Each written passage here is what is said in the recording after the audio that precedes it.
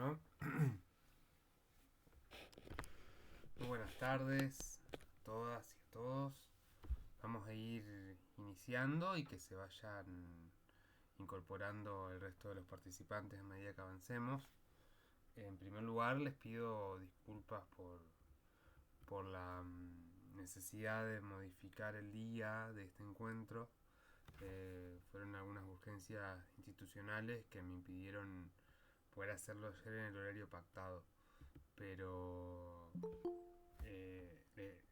por lo cual les agradezco mucho haber respondido la encuesta y estar presentes hoy aquí. No sé si hay gente acá que no estuvo en el encuentro anterior, pero de ser así, las grabaciones cuando duran más de una hora evidentemente toman un peso importante. Yo se las pasé a la coordinación de la Secretaría de Ciencia y Técnica para que lo procesen y lo suban al canal de YouTube. Todavía no se hizo, así que bueno, en cuanto lo tenga se los pasaré. En este caso particular, en la de hoy, para quienes no puedan asistir, bueno, estoy hablando y no están, ¿no? Pero digo, lo van a ver, se los voy a mandar directamente al enlace de Drive por correo electrónico para que lo puedan ir viendo independientemente del tiempo que demoren después en subirlo al canal. Eh, Bien. También en el encuentro anterior trabajamos un poco sobre algunas cuestiones generales, recordarán, vinculadas a cómo se estructura una revista científica, qué cuestiones tenemos que prestarles atención, cuándo es un buen momento para publicar un artículo, bueno, ese tipo de cuestiones y dónde, ¿no? En algunos de los procesos de búsqueda, si a alguno o alguna le quedó alguna duda respecto a esa cuestión, no duden en hacerla. También les había sugerido que si alguien lo necesitaba o le interesaba, podía subir a un enlace de Drive algún avance del artículo de investigación, alguna idea para que la podamos trabajar juntos. Si todavía no lo hicieron, y entiendo que no lo hayan hecho por la propia timidez, ¿no?, de usar un encuentro, este, pueden seguir haciéndolo a partir del encuentro del día de hoy. Hoy vamos a trabajar específicamente lo que tiene que ver con las estructuras de los artículos científicos. ¿Sí? Sí, Moisés. Muy buenas tardes a todos y a todas. Quisiera hacer una consulta, Nahuel. Diga. Intenté subir el archivo, Ujú. pero me dice que no tengo como permiso para subirlo. Ah, esa mala mía. Pará, ya lo modifico. Intentaba subir, estuve así desde, bueno, desde todo el día, ¿no? Sí, Prácticamente de ayer y hoy. Aparte que, claro, yo pensé que era mi señal porque estuve con problemas de conexión, pero claro. me fijé durante el día, no lo veo, no puede Listo. subir, me dice que no tengo acceso. Ya lo vas a poder hacer. Ah, Estaba el modo compartir, en modo lector. No me di cuenta de ese detalle. Muchas gracias. pues, gracias. Ahí Ahora van a poder. Ya lo modifiqué. Este, mm, bueno, esas cosas pasan con las cuestiones, con las clases virtuales, ¿no? Que tratamos de familiarizarnos cada vez más, pero nunca, siempre hay un pasito más que dar. Este, bien, eh, como les decía, hoy vamos a trabajar sobre la estructura específica de un artículo científico.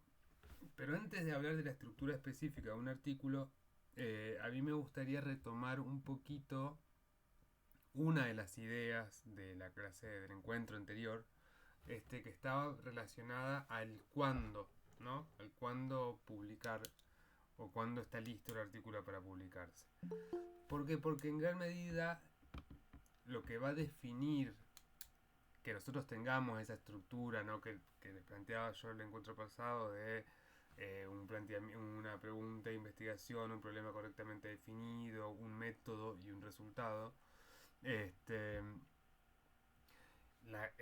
Uno de los grandes inconvenientes que se presenta en ese momento es, bueno, cuando lo que yo tengo es un problema de investigación y cuando ese problema de investigación puede ser resuelto o circunscripto a un artículo. No, porque ahí, digamos, aparecen como este tipo de dudas o de encrucijadas en el cual tenemos un problema, lo venimos trabajando, pero a la vez sintetizarlo en el formato que nos demanda un artículo nos resulta muy complejo, o sentimos que estamos dejando por fuera factores muy importantes de tener en cuenta en el artículo. Y al mismo tiempo, a veces, por ejemplo, tenemos problemas de investigación que son tan amplios que encontrar que quede redondo en el marco de un artículo que inicie con un problema y una pregunta y nos proponga una suerte de resultados o incógnitas al finalizar, también termina siendo un formato que nos complejiza al momento de la escritura. Bien, lo importante, o lo primero a señalar es que no es lo mismo ni nunca va a ser lo mismo un artículo que una tesis o un proyecto de investigación. Eh, Como punto de partida, ¿no? ¿Por qué? Porque tanto en un proyecto de investigación que nosotros estemos llevando adelante en el marco de la universidad, como en el desarrollo de una tesis, una tesina, o un TIF, un trabajo final de investigación, integrador, como fuera, quizás en un TIF un poquito más acercado a lo que es cercano a lo que es un artículo, pero digo, no obstante ello, nosotros tenemos la posibilidad de atravesar distintas instancias en la estructura de su escritura que nos permite ir desglosando los temas para abordar una sola pregunta o un solo problema desde distintas perspectivas. ¿Qué quiero decir con esto? Nosotros cuando tenemos una tesis, por ejemplo, vamos a tener un espacio específico para explicar la metodología, un espacio específico para indicar marcos históricos, un momento específico para desarrollar marcos teóricos y plantear desde dónde nos posicionamos para hablar de lo que estamos hablando. Un momento donde sale la voz del autor y un momento donde la voz del autor es acompañada por las voces de otros autores que hablaron previamente de ese tema. Largos capítulos de discusiones y también largos capítulos de conclusiones. Bueno, en el artículo todo eso no lo tenemos a disposición. No, y ahí es donde se empieza, sobre todo para quienes intentan muchas veces hacer de sus tesis artículos, es donde empieza como la encrucijada y se termina a veces intentando resolver por convertir, que esto lo hablábamos en el encuentro anterior, cada capítulo de una tesis en un artículo, y no siempre resulta de ese modo. O sea, porque muchas veces un capítulo no tiene todas esas conexiones de un planteo de un problema, de una discusión, un método y una resolución. Muchas veces un capítulo es una discusión estrictamente teórica, descriptiva, o es una construcción histórica, un tema que toca nuestro tema principal de la tesis por la tangente incluso a veces. Bueno, lo que nosotros tenemos que prestar atención cuando hacemos ese ejercicio es cómo vinculamos nuestro tema inicial o qué arista de nuestro tema inicial es lo que estamos vinculando con ese capítulo. Y empezar a hacer los desgloses a partir de allí. ¿Por qué? Porque en un artículo el tema de investigación o el problema tiene que ser totalmente definido. ¿Qué quiero decir con esto? Cuando nosotros planteamos en un proyecto o en una tesis un problema de investigación, está definido temporal, espacial y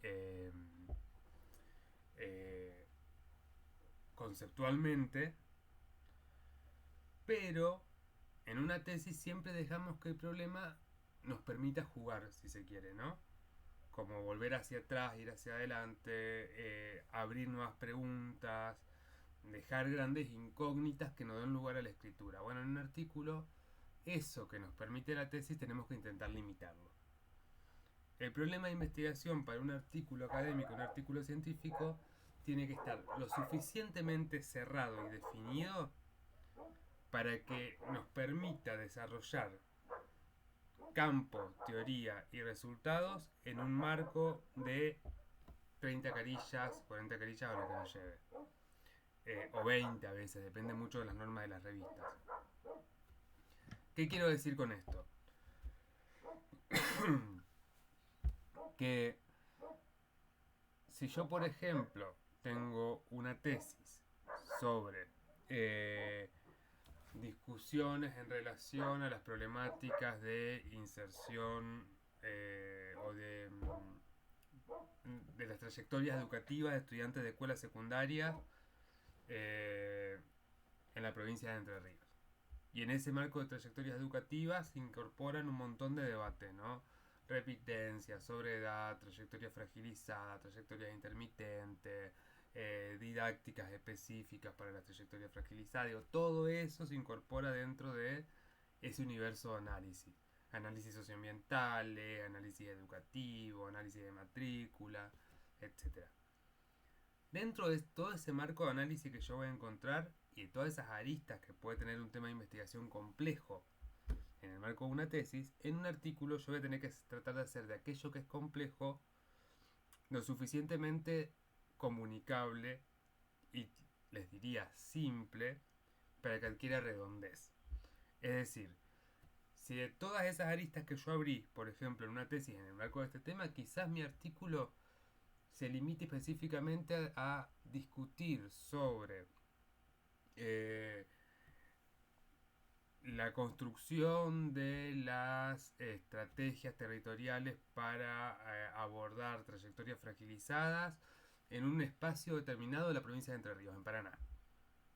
¿No? Estrategias político-pedagógicas para abordar trayectorias fragilizadas en este momento, en esta localidad. ¿Por qué les digo esto?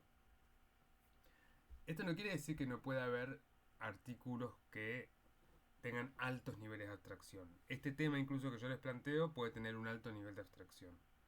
Pero tenemos que tener en cuenta cuánto nos vamos a alejar del punto inicial en los niveles de abstracción, porque tenemos que volver después. Tenemos que permitirnos cerrar la discusión que iniciamos con una pregunta.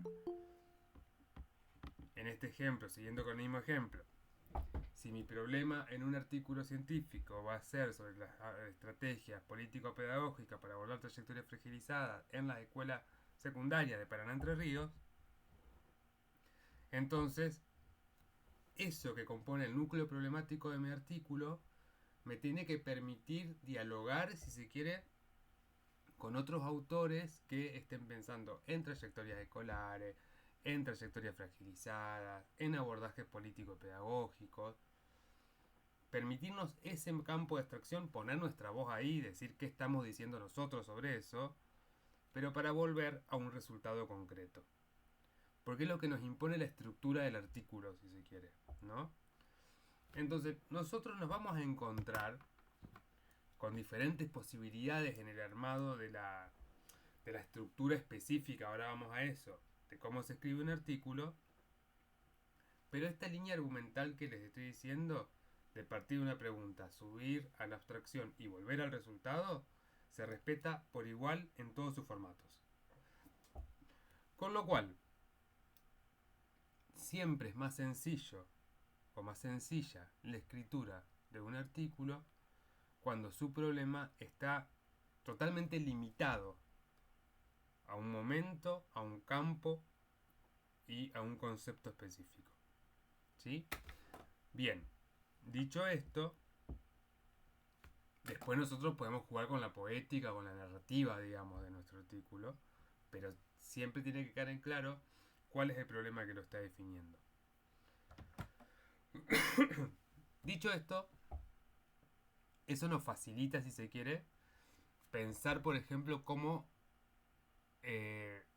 transformar proyectos de investigación en 1, 2, 3 o múltiples artículos. ¿Por qué? Porque nuestros proyectos de investigación van a tener, por ejemplo, sus objetivos específicos. Y cada uno de los objetivos específicos, por lo general, va a abordar la dimensión de alguna de las dimensiones de un problema, ¿no? Una regla básica de los objetivos y los objetivos específicos es un objetivo general que sirva como paraguas y 2, 3 o 4 objetivos específicos que cada uno de ellos responda a una pregunta de investigación. En cada uno de esos objetivos específicos nosotros vamos a tener un núcleo problemático que nos permitiría reelaborarse en términos de artículo. Con lo cual es muy interesante el ejercicio de al momento de pensar un proyecto de investigación, también pensar cómo vamos a reelaborar ese proyecto de investigación para hacerlo comunicable. E incluso pensar los objetivos en función de esto.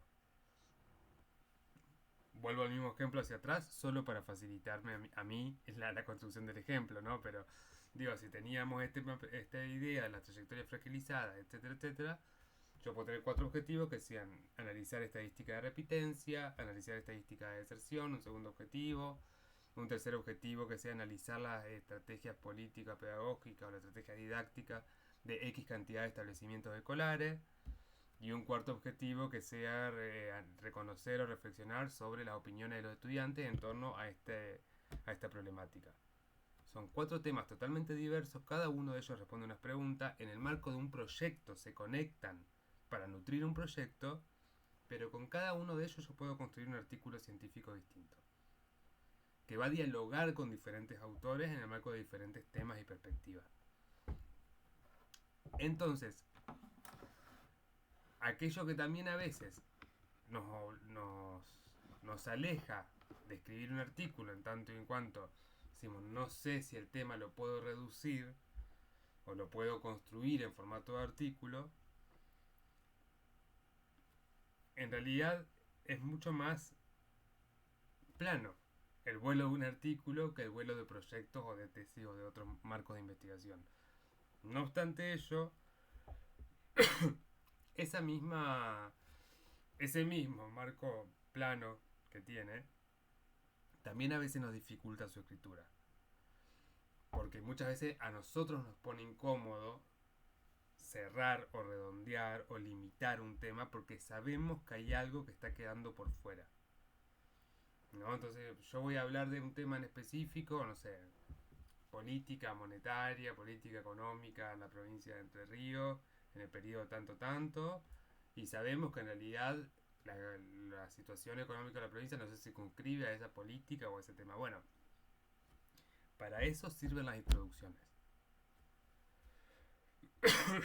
En el artículo científico yo tengo un espacio específico que es la introducción, donde todo esto que a mí me puede llegar a perturbar en términos de lo que estoy dejando por fuera, lo voy a dejar en claro. Pero además, también voy a dejar en claro, siempre en una introducción, en el marco de qué yo estoy escribiendo ese artículo.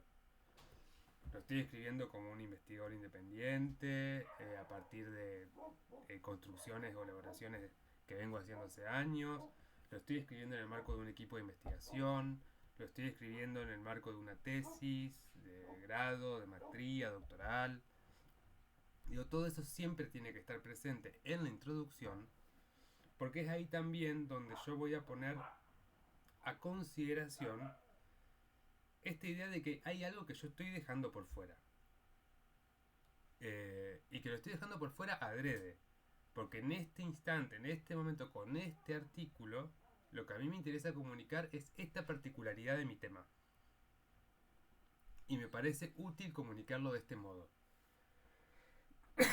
Si hay algo ahí que al lector lo seduce, de mi narrativa, de mi forma de escribir o de lo que estoy planteando, va a ir a buscar más. Entonces va a encontrar un autor con el cual encontrarse, dialogar, va a empezar a decir, mira, esta persona en realidad está investigando este tema, me cuenta esto, pero estoy investigando este tema, a ver qué más tiene para decir.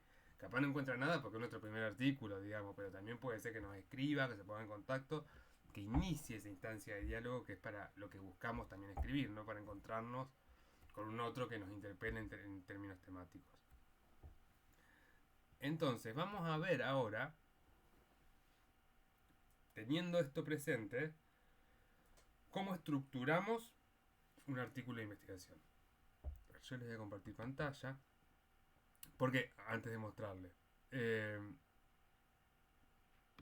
porque en verdad nosotros tenemos distintos modos de presentar un artículo que varía mucho en relación a si es un artículo vinculado a las ciencias naturales, un artículo vinculado a las ciencias sociales o a humanidades.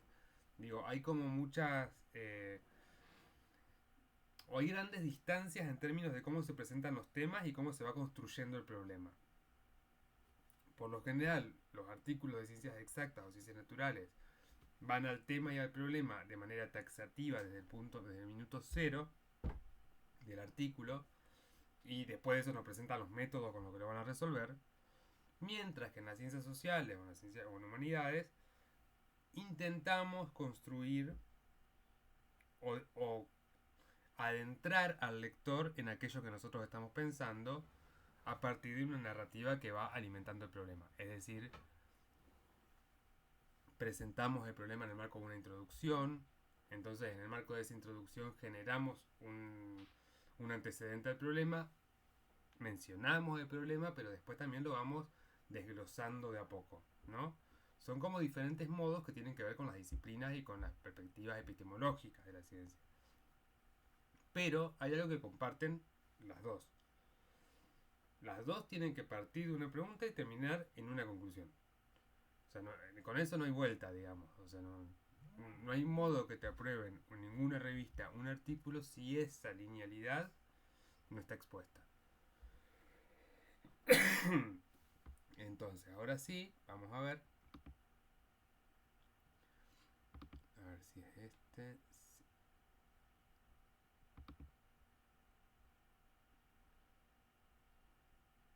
Díganme si están viendo un artículo sobre sindicalismo o están viendo la pantalla vacía. Pantalla vacía. Pantalla vacía. A ver, déjame ver ahí. En la última hoja. Lo que pasa es que está la página 6 que está en blanco. Ajá, El artículo se ve, pero... Listo. Al costado. Ah, está. Ahí. Bien. Acá. Bueno, este es un artículo específico que estaba en otras, por eso. Había seleccionado otra pantalla, no la que les quería mostrar. Pero no importa, vamos por esta. Este es un artículo que se llama Elaboración de un artículo científico. Un artículo al que le faltan muchos elementos de los que solicitan las revistas o los artículos científicos en particular. Pero no importa. Lo elemental lo tiene. Un título, un subtítulo en otro idioma, la información de los autores, un resumen, cuándo se recibió y cuándo fue aceptado, las palabras claves y seguramente aquí abajo está exactamente los datos de dónde pertenecen los autores en cada uno de sus correos electrónicos, a qué instituciones pertenecen o desde dónde están escribiendo. En este artículo, que es un artículo sobre cómo escribir un artículo, está estructurado en el formato clásico. Una introducción, donde yo le decía, ponemos a disposición todo aquello que el autor necesita contar para salvar las distancias que propone el artículo. Esto lo vamos a saltear. Entonces, una introducción. Un método. Este es el formato clásico, ¿sí? Es decir, nosotros iniciamos con una introducción donde planteamos el problema y todas sus aristas. Pasamos a un segundo escenario, un segundo subtítulo, donde construimos cuál es el método con el que vamos a analizar aquello que estamos proponiendo como problema. Identificamos en ese método estrictamente cuál es el campo, si lo hubiera, o cuál es por dónde va la cuestión experimental del artículo. Ponemos a disposición las consideraciones éticas en el método, si en el caso de que trabajemos en un análisis experimental con animales o humanos, y presentamos discusiones y resultados. ¿Sí? Eso es como el formato elemental. Y por supuesto, la bibliografía. Ahora, eso yo no sé de qué disciplinas son en su mayoría quienes están acá, pero eso muchas veces nos comprime mucho en términos de aquello que nosotros podemos construir o que podemos elaborar en un artículo. Con lo cual, con esta idea en la cabeza, vamos a ver otros formatos posibles que permiten quizás jugar un poco más con estas dimensiones.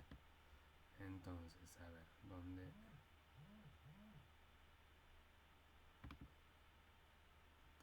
Taca. Esta sí. ¿Ahí la ven? Perfecto. Sería perfecto. Este es de una revista que es una revista de la Universidad Nacional de Entre Ríos, se llama Ejes de Economía y Sociedad. Es una revista que está indexada y que está indexada por catálogos. ¿Se acuerdan que yo les comentaba en el encuentro anterior? Catálogos con grandes indexadores, ¿no? Núcleo Básico, Malena, Redalix, Cielo, etc. Entonces, al ser de este modo, tiene que cumplir con algunas normativas específicas en su presentación. El título en 2 idiomas, el DOI, ¿se acuerdan del Código Único de Identificación por Artículo? Este es un código que, si vos lo clicas, te va a llevar a la referencia de los autores y el artículo en particular. Los datos de los autores con todo aquello que les comentaba anteriormente, institución de pertenencia, correo electrónico, si están en el marco de un proyecto, a qué proyecto pertenecen. Y esto que ven acá es lo que se denomina el código ORCID. Ahora volvemos, pero les quiero contar sobre eso. ¿Saben lo que es el código ORCID? Bien, el código ORCID es un código único de identificación por autor o por investigador o profesional que se vincula a la academia de algún modo, ya sea como docente investigador, como estudiante de posgrado, cualquiera fuera el formato. El código ORCID, ¿conocen academia.edu? Bueno, el código ORCID funciona en algún punto como academia.edu, solo que es un nomenclador internacional. Entonces vos ahí podés cargar tu CV y a la vez podés cargar todos los artículos que vos hayas producido a lo largo de tu vida académica, todas las clases que hayas dictado, todas las instituciones académicas con las que te hayas vinculado, etc. Es como un gran LinkedIn del mundo académico, pero que a la vez es solicitado muchas veces por la revista para permitirte publicar. Te exigen que para poder publicar vos estés vinculado o tengas un código ORCID. Y también se utiliza mucho en becas internacionales, digamos, para hacer posgrados en el exterior, etc. Muchas veces los procesos de convocatoria son a partir de los códigos ORCID. Ténganlo en cuenta, háganselo, es gratis, te lleva 2 minutos. Entras a la página ORCID, te registras, cargas tus datos.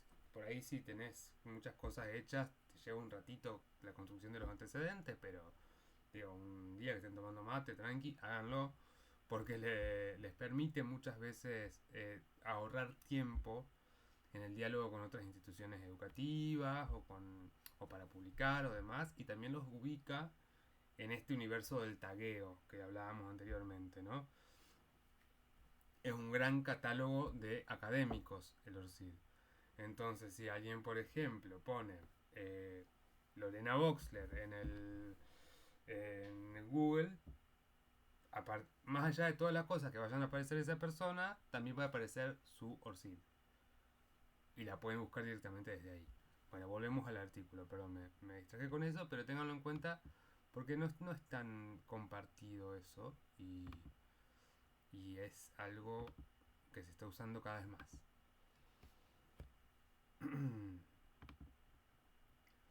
Bien.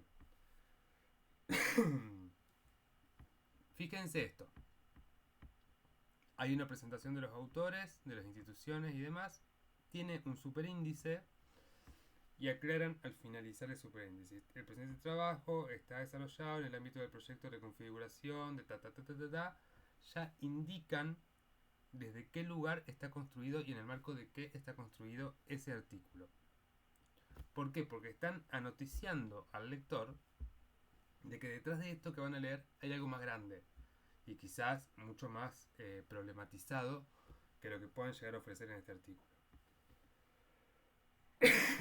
Fecha de recepción, fecha de aceptación, el resumen, cualquiera lo va a tener.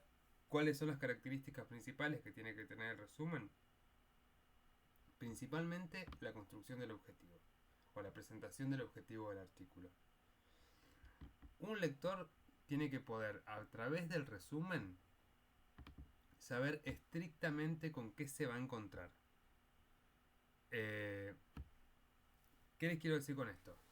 Cuando nosotros hacemos un paneo, una búsqueda de estamos buscando un artículo en particular, no sé, sobre lo que fuera, sindicalismo en Brasil, para tomar el ejemplo del artículo que estamos leyendo, cuando nosotros hacemos esa búsqueda, la vamos a buscar principalmente o inicialmente o en algún catálogo de revistas científicas o en el Google mismo, que nos va a redirigir, si estamos en Google Académico sobre todo, a un catálogo de revistas científicas. ¿Y qué nos va a presentar un catálogo de revistas científicas? A ver si tengo uno abierto para mostrarles. Esto, esperen que les dejo de compartir acá.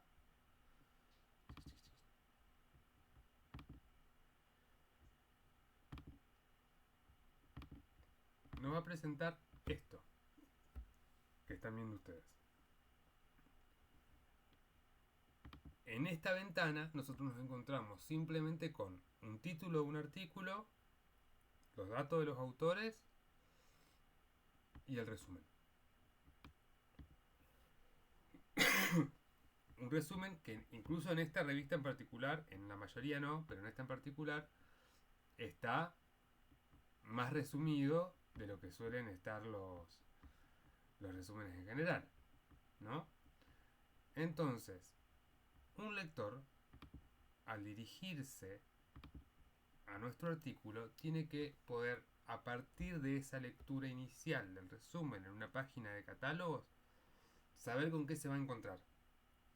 Es decir, cuál es el problema, cuál es el objetivo del artículo y cuáles son los principales resultados. ¿Sí? ¿Por qué les digo esto? Decir cuáles son los principales resultados no es como quemar el artículo o dárselo, digamos, resuelto ya el proceso de lectura. No. En esa distancia entre el problema y los resultados es donde aparece el verdadero aporte de un artículo. Es a través de su método y a través de la discusión que propone. Entonces, el lector tiene que encontrar interés ahí. Con lo cual, en ese espacio tan delimitado de 300 palabras que suele tener un resumen, tenemos que dejar expuestas esas tres cuestiones. Un segundito, que vamos a volver a donde estábamos.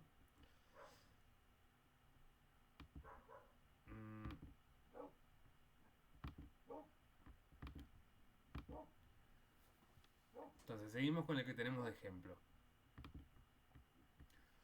Un abstract, o sea, bueno, el resumen en inglés. Fíjense que esta revista toma la decisión de aplicar el sello de Creative Commons en cada una de sus páginas. ¿Se acuerdan que lo hablamos en el encuentro anterior? El modo en que se comparte cada una de las páginas a partir de este sello, de cada uno de los artículos. Es decir, este se puede citar por personas individuales, siempre y cuando no tenga el lugar donde se va a publicar fines lucrativos y siempre y cuando se suscriba bibliográficamente de dónde fue sacado el artículo, aunque sea un parafraseo. Bien. Nosotros en este artículo tenemos en el resumen el objetivo: analizar el sindicalismo y la agricultura familiar a través del estudio de la actuación y estructura de la Federación de Trabajadores de la Agricultura Familiar. Ya sabemos de qué va, a partir de su resumen. Entonces, en su introducción, el autor nos va a proponer una especie de antecedente del tema o de contextualización histórica. Las organizaciones sindicales de trabajadores, de agricultores, son relevantes personajes de construcción en Brasil rural, Nos va adentrando lentamente en los párrafos, ¿no? Hacia dónde está el contexto del tema, tanto histórico como contextual, o coyuntural, mejor dicho, para decirnos en un momento de la introducción de lleno y específicamente el objetivo del trabajo es analizar el sindicalismo y la agricultura familiar en el periodo reciente. por medio de las actuaciones, de los estudios de las actuaciones de la Federación de Trabajadores, y proponernos después cómo lo va a hacer. El artículo está organizado en dos partes. Introducción, además de la introducción y consideración final. La primera es una presentación de trayectoria, y la segunda parte trata de las relaciones de las organizaciones con los gobiernos petistas y lo que cambió después del 2016. ¿Cuál es la diferencia con lo que estábamos viendo anteriormente en el marco de un artículo organizado en términos de introducción, metodología y resultados y conclusiones?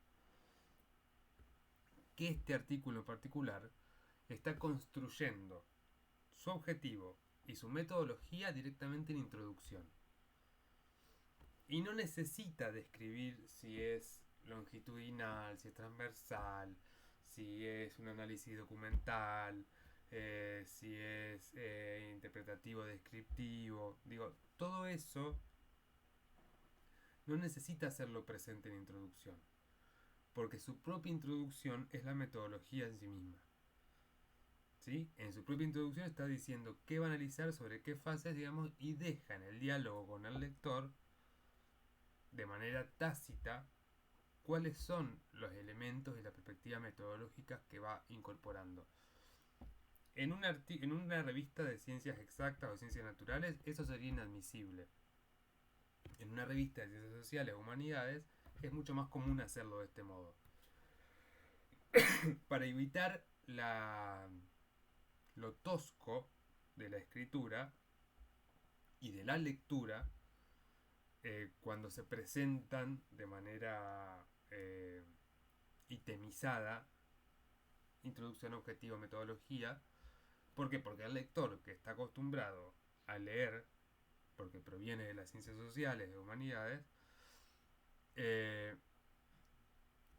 no se encuentra o no le resulta tan amigable un tipo de lectura que se construya de este modo itemizado.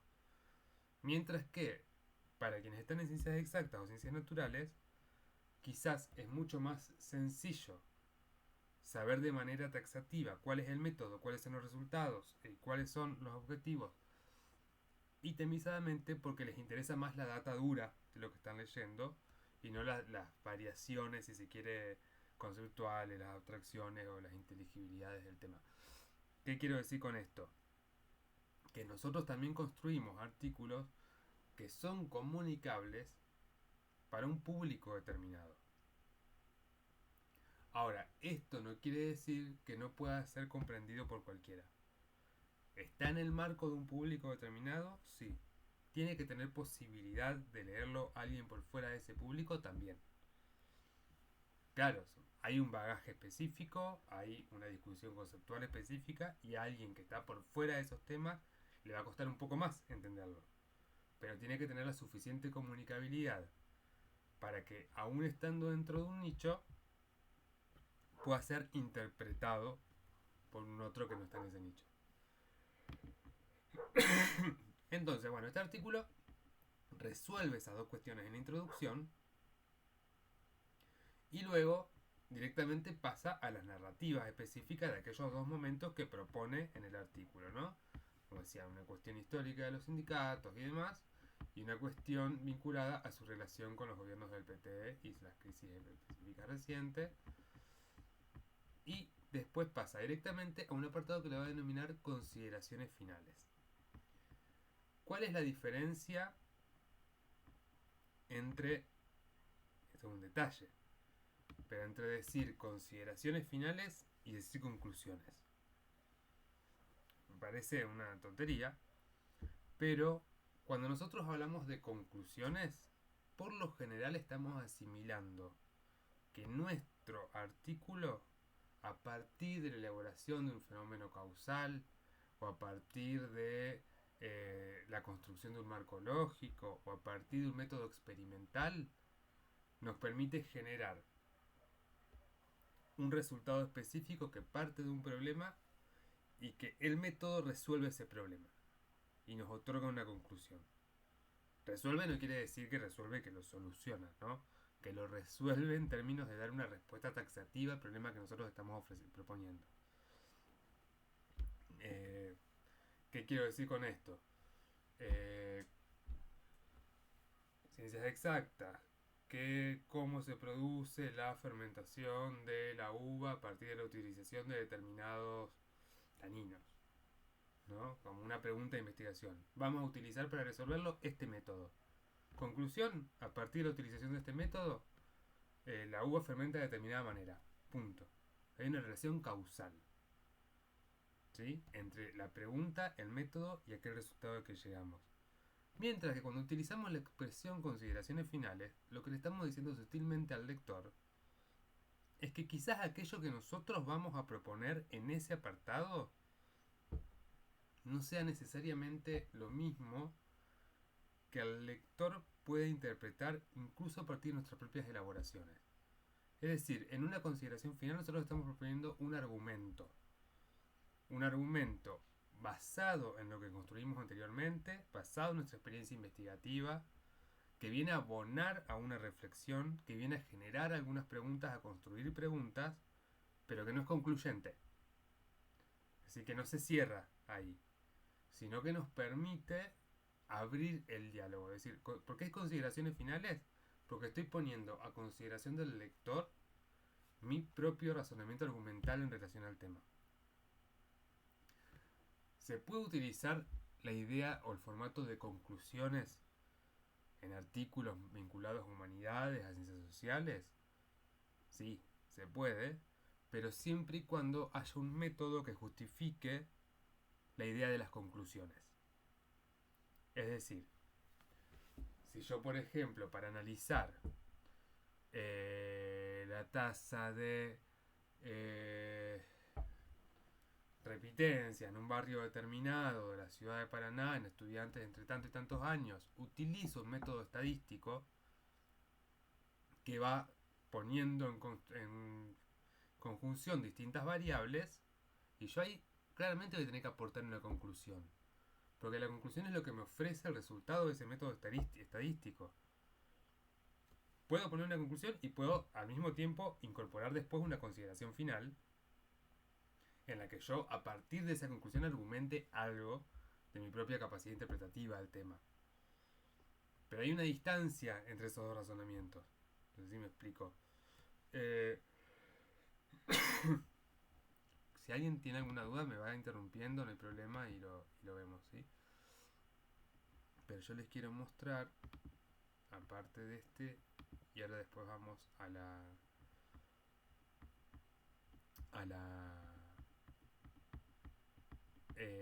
parte de la bibliografía y demás, pero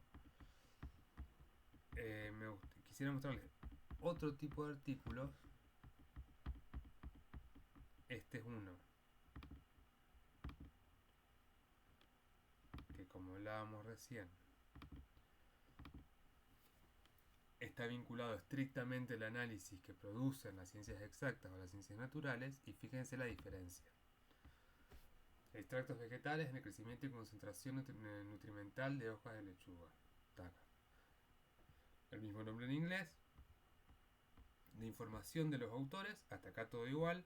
Digo, con diferente tipo de organización, pero hasta acá todo igual. No incorporan el ORCID, pero fíjense que si vos haces clic acá, te lleva al ORCID, que era lo que ya le hablaba anteriormente. El formato de cómo se debería citar el artículo, cuándo se recibió, cuándo se aceptó, cuándo se publica, el DOI, que es el Código Único de Identificación. Hasta ahí comparten el mismo formato, tanto un artículo que venía del análisis de las ciencias sociales como un artículo que viene de las ciencias exactas. El resumen, mucho más pequeño, notarán. El objetivo de esta investigación fue evaluar el efecto de la expresión foliar TACA. Ahí también comparten el mismo formato. Van directo a el objetivo en el marco de los resúmenes. Las palabras claves. ¿Cuál es la importancia de la palabra clave? Esto lo hablábamos también en el encuentro anterior. El tagueo, o sea, el metadato. Tenemos que poner palabras claves que nos permitan a nosotros saber cómo queremos que nos encuentren, qué tipos de análisis, qué tipos de investigadores, qué tipos de estudios queremos que nos encuentren y con quiénes los vamos a compartir. En este caso, este artículo, por ejemplo, utiliza un término, aspersión foliar.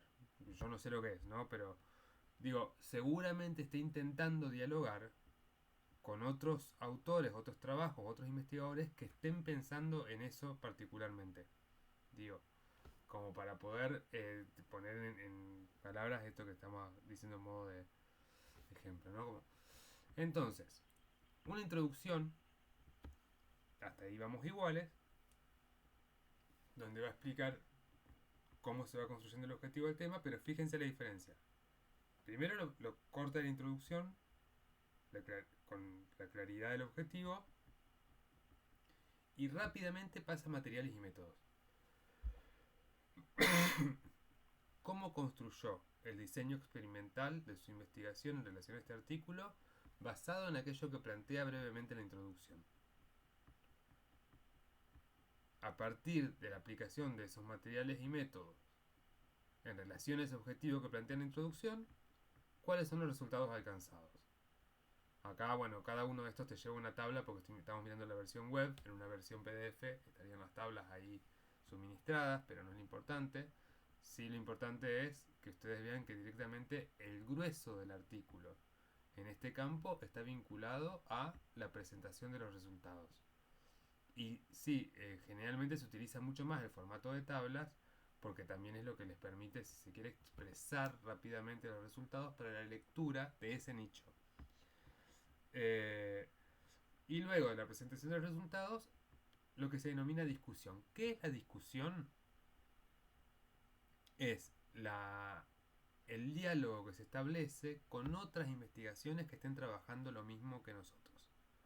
Es decir, ¿qué leí? ¿Qué me aportó lo que leí? ¿Qué encontré distinto a aquello que fui analizando de otras investigaciones? Todo eso se pone directamente en el apartado discusiones. Y fíjense lo que yo les decía recién, directamente conclusiones. ¿Sí? Bien. Y ahora vamos a mirar un ejemplo más.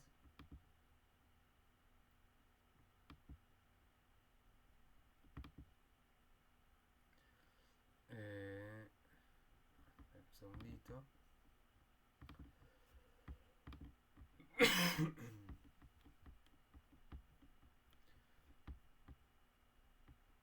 Que este está hecho un poco adrede para esto, así que disculpen lo autorreferencial porque es mío, pero no es por promocionarlo, sino porque quiero que vean cómo se modifica la estructura en este artículo, ¿sí? Hasta acá todo igual, nombre del artículo, el nombre en inglés, los datos del autor, la fecha de recepción y de aceptación, el Creative Commons, no incorpora ORCID, resumen, taca, los objetivos del artículo en el resumen, hasta ahí la introducción. Pero después, este artículo marca en la introducción cómo se va a desarrollar, no es importante, pero marca en la introducción cómo se va a desarrollar el artículo y en el marco de qué se analiza. Pero después el artículo lo que hace es directamente construir una narración de su análisis descriptivo y metodológico. ¿Qué quiero decir con esto? Plantea una introducción, plantea un objetivo, plantea un resumen y hasta ahí cumple con las características formales del artículo, pero después, en vez de construir el formato, o en vez de compartir el formato duro de analizar estrictamente aquello que es mi objetivo o que planteo como objetivo en 1, 2 o 3 subtítulos según su organización, construye una narración continua que va profundizando cada vez más en el problema para poner, si se quiere, el foco del problema o el foco de sus objetivos en un segundo subtítulo. Es decir, aquello que debería estar en un artículo, si se quiere, más contundente o más estructurado, que debería estar presente desde el inicio y en un primer subtítulo y en una primera narración, con lo cual se desprende, en verdad en este artículo está dispuesto en el marco del texto. se adentra al lector a través de sucesos precedentes, a través de análisis concomitantes al tema de investigación, para que aparezca la pregunta sobre el tema de investigación una vez que el lector esté inmerso en el tema. ¿Sí? Entonces, una vez que aparece esa pregunta, el artículo ya está más construido como una narración, si se quiere, más literaria. Ahora, es un poco más complejo escribirlo así. ¿Por qué? Porque nosotros tenemos que tener la posibilidad de hacer una construcción argumental que le permita al lector identificar el momento específico en el que aparece el objetivo. Pero además tenemos que tener la posibilidad de escribirlo lo suficientemente bien, entre comillas. No sé si ese es el caso, digo, pero lo suficientemente bien para que todo aquello que se narra previamente vaya atrapando a un lector que está confundido hasta ese momento, hasta que se encuentre con el objetivo real del artículo. Son artículos artículos escritos de este modo son muy bien valorados por las revistas, porque son ese tipo de artículos que son leídos por un público más amplio, si se quiere, porque llegan por casualidad, porque en el marco de otras cosas lo van encontrando, porque tiene un título atractivo. Sin embargo, requiere de un trabajo de análisis de escritura mucho más complejo, en la medida en que nosotros tenemos que pensar no tanto en la estructura de pregunta, tema, resultado, conclusiones o consideraciones, sino que tenemos que pensar más en la en el formato de ¿qué me llevó a este tema? ¿Dónde voy a poner el foco hoy? ¿Y cómo voy a construir una idea a partir de ese foco? Sería, ¿hay una pregunta? Sí, pero está escondida. ¿Hay un objetivo específico? Sí, pero está más solapado en relación a otros que pueden aparecer como interesantes para el lector. ¿Hay una conclusión y una consideración final? También la va a haber, pero no va a aparecer tan vinculada a aquello que está en el primer apartado, en el primer párrafo, sino que requiere de la interpretación o del descubrimiento de los lectores. Es una construcción, si se quiere, más narrativa de un tema. Todos los formatos funcionan del mismo modo, o sea, sirven del mismo modo para publicar. Ahí ya va a depender un poco de cómo nos sintamos más cómodos nosotros con el proceso de escritura. Sí, David.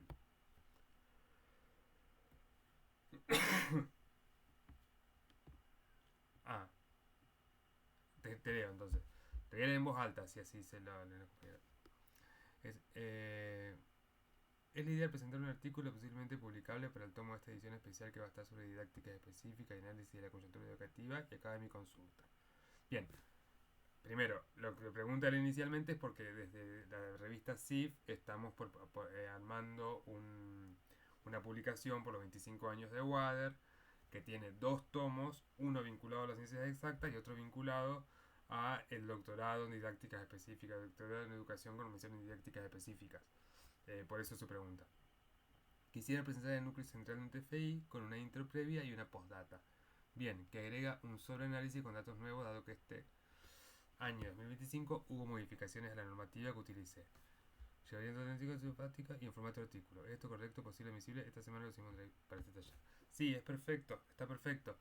A ver, el marco de la postdata, sí, está bien. Es necesario aclararlo previamente. Es decir, cuando nosotros incorporamos data nueva en un proceso de investigación que es anterior y que queremos marcar que esa información que estamos incorporando es nueva pero es relevante y que quizás no esté lo suficientemente trabajada por su propia novedad, en la introducción tenemos que decir, a partir de la fecha tanto se incorporó esta nueva información, estos nuevos datos que son necesarios incorporarlos en el artículo a partir de la discusión que este propone, pero que quizás no estén todavía lo suficientemente analizados o su paso en el tiempo no nos permitan observarlos con el detenimiento o el análisis que se puede hacer de los mismos datos pasados 2 años, pasados 3 años. Yo estoy hablando en el aire, ¿no? Pero es necesario hacer esa aclaración cuando nosotros incorporamos datos post-script, sería. Pero sí, súbanlo, lo vamos viendo, lo voy acompañando con el proceso de escritura. Bueno, y después hay... ya claro que el cuerpo del artículo entre la intro y la postdata sería el cuerpo original del TFI. Bien. Bueno, está bien, está bien. Está bien en el marco de que podamos estructurarlo en relación a eso que yo decía al principio, ¿viste que el TFI por ahí tiene una estructura más amplia en relación a un tema, en el marco de que podamos estructurarlo en relación a circunscribir el tema. Otra cuestión que a mí me gustaría mostrarles hoy en relación a esta organización y tampoco para abrumarlos tanto con información, pero sí me parece como importante que lo tengamos en cuenta, tiene que ver con la construcción de la bibliografía en relación a un tema. Hay revistas que son estrictas, muy estrictas con eso, no solo con el formato de cita, que ahora lo vemos, que quizás es lo más sencillo de todos, aunque muchas veces nos haga rompernos la cabeza, en verdad con todas las herramientas digitales que tenemos hoy es mucho más sencillo que en otro momento. Pero sí que son muy estrictas en relación a la antigüedad de la bibliografía que nosotros utilizamos. Y eso es un dato a tener en cuenta y que tiene sentido que algunas revistas lo soliciten así. No es el caso de CIF, porque nosotros, de Ciencia Interfluvius, porque nosotros tenemos una postura epistemológica de que el conocimiento no prescribe, si se quiere, ¿no? Pero bueno, hay revistas que sí lo demandan. ¿Y por qué yo digo que tiene sentido? Porque cuando nosotros estamos pensando en un artículo científico, por lo general se está buscando cierta actualidad en las discusiones que se están presentando. Y no solo cierta actualidad, sino que un aporte o una novedad a un tema que se esté trabajando. Si nosotros estamos hablando de actualidad y de novedad, entonces ese artículo, la lógica nos dice que tiene que estar discutiendo con investigaciones, con discusiones o con elaboraciones que sean contemporáneas.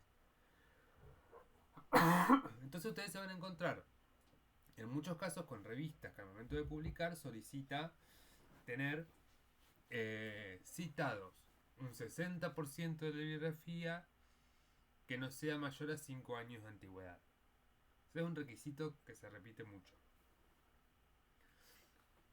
Para esto, supongamos que nosotros tenemos un trabajo de investigación en el cual tenemos construcción bibliográfica que es anterior a 5 años de antigüedad, y muchas veces muy anterior. Es necesario al momento de reconvertirlo en artículo tomarnos el trabajo de buscar qué artículos están hablando del mismo tema en el último tiempo. O sea, la elaboración de un artículo a partir de un proyecto ya realizado no necesariamente implica utilizar todo el mismo mapa conceptual que utilizamos en un TIF o en un proyecto de investigación.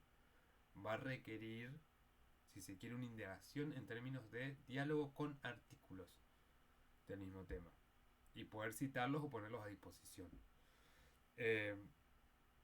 Ahora, también es bueno, o también es, como más sencillo para ese proceso, que cuando nosotros estamos en el marco de un trabajo final, en el marco de un proyecto, lo que fuera, ir construyendo la información bibliográfica también en relación a esta idea que tengamos de publicarlo o de hacerlo comunicable. No descartar esto.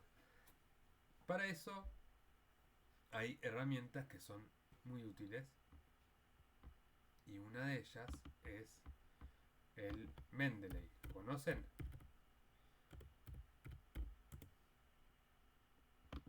Se los muestro. Esperen que empezar.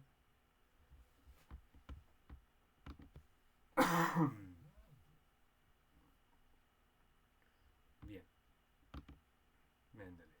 Ahí vamos. Voy a compartir pantalla.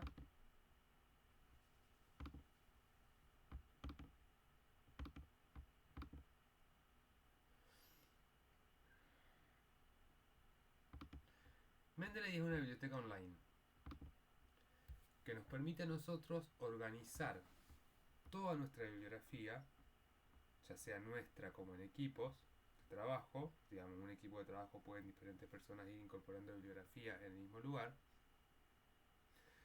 y hacer de cada una de ellas un fichaje. ¿Qué sería esto?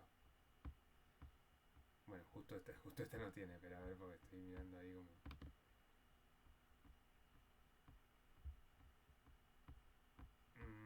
a ver, alguno que estoy seguro que tenga.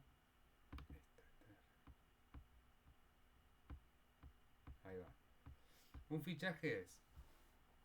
Nosotros hacemos clic sobre una bibliografía determinada que hayamos cargado en Mendeley y nos va a dar inmediatamente todos los datos bibliográficos del artículo o del libro, en este caso, su nombre, el autor, el año en el que se escribió, si hubiera meses, días, etcétera, también lo pone, las páginas que corresponden al artículo o al capítulo del libro, en este caso, el volumen, y una breve reseña de qué trata el libro. Que en este caso, por ejemplo, se ve que yo en algún momento lo trabajé, lo que hice fue seleccionar párrafos interesantes de ese libro y ponerlo en este apartado. ¿Por qué? Porque cuando yo vaya a pensar qué quiero utilizar de ese libro en particular, hago directamente clic encima de él y me va a llevar a mis citas preferidas del libro, por ejemplo, ¿no?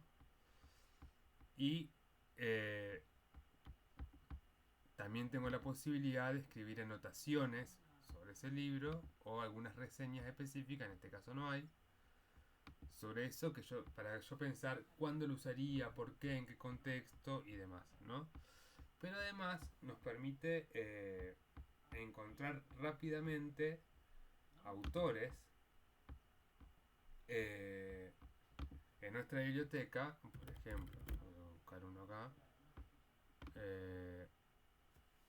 y los va organizando por la última vez que yo los utilicé y o por año de utilización.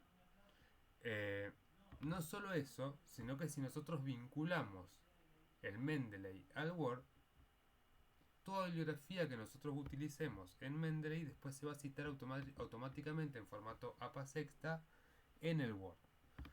Pero esto también lo podemos hacer con Zotero.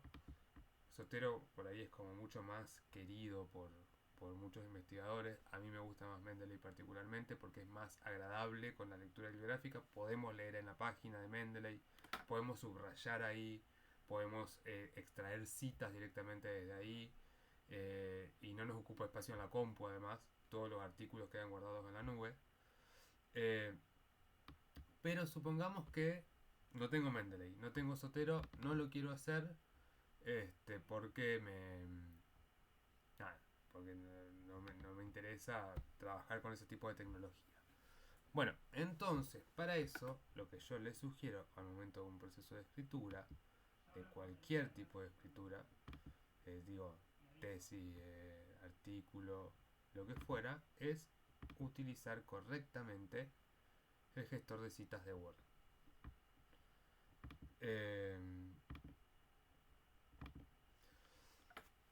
¿Cómo es el gestor de citas de Word? Vamos a poner un ejemplo X. Clase de... taller de escritura científica, ¿no? Entonces yo ahí tengo que citar algo, ¿no? Un autor, a alguien que está hablando de ese tema. Entonces, voy a ir a referencias.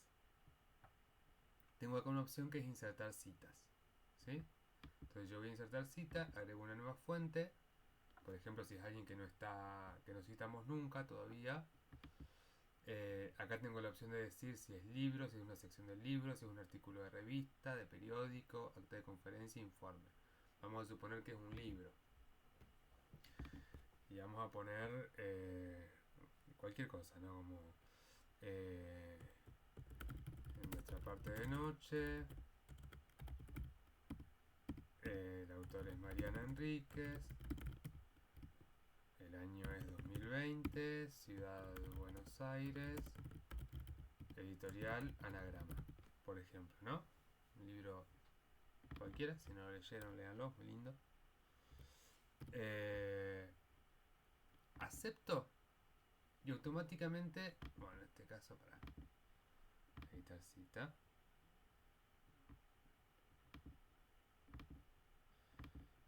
editar fuente, ¿por qué me lo puse? Porque puse nuestra parte de noche en el, no, perdón, vamos de nuevo, Mariana Enrique en autor.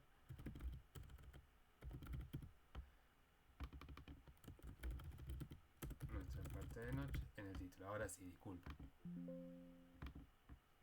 Enrique es 2020, ¿no? Si yo necesitara incorporar acá el número de página, porque cité textualmente página 25. Aceptar. Ahí me pone página 25. Si yo necesitara por algún motivo incorporar el título. Bueno, en este caso, como está en APA sexta, no me lo incorpora definitivamente. Ahora, supongamos que yo sigo escribiendo. Taca, taca, taca, taca, taca. Y quiero volver a citar a Enríquez, ¿no? Entonces yo voy a poner insertar cita y ya directamente ella va a aparecer. Si yo necesito agregarle la página, voy de nuevo a editar cita, página 85, taca. Pero no solo eso, sino que yo al momento de pensar en las fuentes que voy a necesitar en mi documento, esto va generando un repositorio. Entonces, si yo voy a administrar fuentes, en este espacio yo voy a tener todas las fuentes que alguna vez utilicé para escribir algún artículo, algún texto, lo que fuera, ordenadas alfabéticamente. Entonces supongamos que yo necesito incorporar información, incorporar autores que sé que voy a utilizar en un artículo, aunque todavía no los haya utilizado, pero ya los tengo utilizados anteriormente. Entonces yo voy a utilizar a Maya, taca, copio. Voy a utilizar a que Escalada, sé yo. Bueno, no me tengo a mí. Voy a utilizar a Roberti, a Castel, copio. Roberti, copio, etcétera. A Munisterra, lo copio. Cierro, ¿no? Entonces yo después escribo cualquier cosa, inserto la cita y ya tengo organizado acá los autores que fui incorporando en la administración de mis fuentes. Finalmente, cuando yo termino de escribir el documento, acá tengo seleccionado el formato APA, como verán, pero tenemos otros formatos: Chicago, Harvard, el que no está es Vancouver, que en algunos lugares se utiliza mucho, pero bueno. Bibliografía, incorporo bibliografía y automáticamente me la incorpora en el formato deseado. Esta para mí es una de las herramientas más sencillas que tenemos en este momento para utilizar gestores de citas. Mucho más sencilla que Zotero, mucho más sencilla que Mendeley. Y que en todo caso, si nosotros tenemos dudas, una vez finalizado nuestro artículo, la que nos queda es recurrir a la inteligencia artificial y con un simple prompt le ponemos: por favor chequear que toda la bibliografía esté citada en formato APA séptima, y te la va a tirar. Yo lo probé muchas veces con cosas que sabía que estaban bien hechas, y cuando sabía que estaban bien hechas me lo tiraba bien. Cuando sabía que tenía errores me tiraba específicamente donde estaban los errores. Entonces, para esas cosas no las desestimemos porque son muy útiles. De todos modos, el de Word es muy preciso. Funciona a partir de Word 2016 en adelante. En el próximo encuentro les muestro, si quieren, si les interesa, cómo vincular Mendeley o Zotero al Word, que también es posible, pero la verdad que teniendo esa herramienta a mí me parece sobrecargar sistemas innecesariamente. Bueno, hasta acá alguna duda. ¿Estamos siendo claros? Bien. A mí me gustaría preguntarles algo particularmente. Tenemos el próximo encuentro el lunes que viene, que es 29. Para quienes son de Entre Ríos particularmente, yo sé que es feriado. ¿Estamos ok con hacerlo de todos modos el 29 o prefieren que no ok, buenísimo. Ahí veo otro, buenísimo, bien, Moisés, David, perfecto. Bueno, bárbaro, bárbaro, listo. Si alguien tiene algún inconveniente, saben que me pueden escribir por privado y demás y después lo resolvemos. Entonces, para el encuentro que viene vamos a trabajar específicamente sobre formas de escritura en un artículo científico, ¿sí? Más estrictamente Sí, sobre diría- cuestiones técnicas, gramaticales, sobre coherencia, cohesión, sobre más vinculado a cómo ir desarrollando un desarrollo argumental, perdón, valga la redundancia. Sí, Moisés. Sí, yo quería hacer una consulta sobre eso, quizás me voy a adelantar, ¿no? Sí. Pero, por ejemplo, en el desarrollo de un artículo, ¿se habla en primera persona o en tercera? Por ejemplo, yo me dedico más al área de humanidades, en letras, y estoy trabajando el análisis de unos libros, de unos Ajá. autores.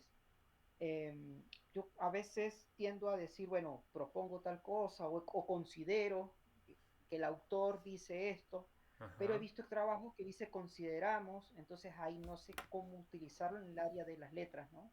Bien, por convención en artículos científicos se utiliza o la tercera persona del singular o la primera persona del plural.